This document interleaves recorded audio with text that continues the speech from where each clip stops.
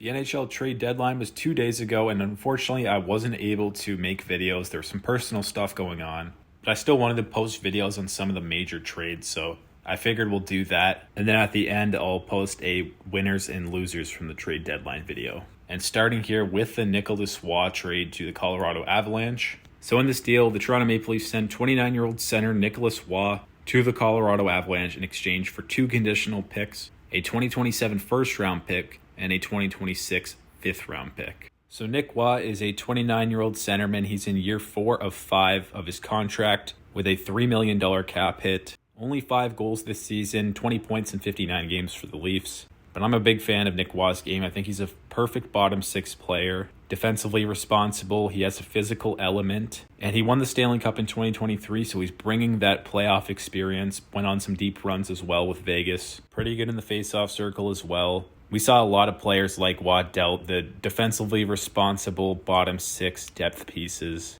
Definitely an expensive price for Colorado, but it's win now. They went out, they got Kadri, they got Kulak and Blankenberg on the back end, and then Nicolas Roy. You can have him as the third-line center or the fourth-line center. Move Brock Nelson to the wing. Lots of flexibility here. They can get creative. And they always say Stanley Cup teams are built through the middle of the ice. And I think the Avs have that without question. Maybe you could argue the Oilers, but McKinnon, Nelson, Kadri, Roy, and Drury is absolutely ridiculous. And there's no doubt that this move, along with the other ones they made, make the Avs the likely Stanley Cup favorites. They're already on track to win the President's Trophy, and I'm sure Nathan McKinnon and the team is motivated after a couple disappointing playoff years. But on the Avs end of the deal, while it is an overpay, I think it's the type of move you make when you're in their window. So as a grade, I'll give it a B.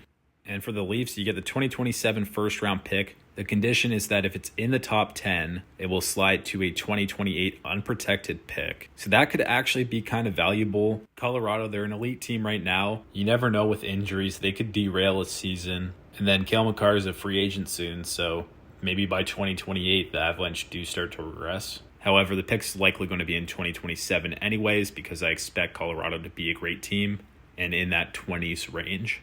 And then the 5th-round pick this season's the lowest of Colorado's, Boston's, or Phillies, so likely going to be like around the 140 range. Toronto had an interesting deadline. They ended up dealing Lawton and McMahon as well. They really only sold their upcoming UFAs. They held on to the guys with term like OEL, like Carlo, that we thought could potentially get dealt. And while Toronto's deadline was kind of underwhelming as a whole, this was a pretty good deal. While the picks are probably not going to be incredibly valuable, I do wonder if they're actually going to make this selection or if they're going to try and flip it for a player that can help them next season. Toronto's prospect pool and draft capital is pretty scarce right now, so I think the best course of action would be to try and replenish those areas. But with Austin Matthews and William Nylander in their prime right now, I would not be surprised necessarily if they do deal this pick. But nonetheless, I'd say they get an A for this deal. So those are my thoughts on the Nicolas Roy to Colorado deal. Let me know yours down below, and I'll keep pumping out videos here.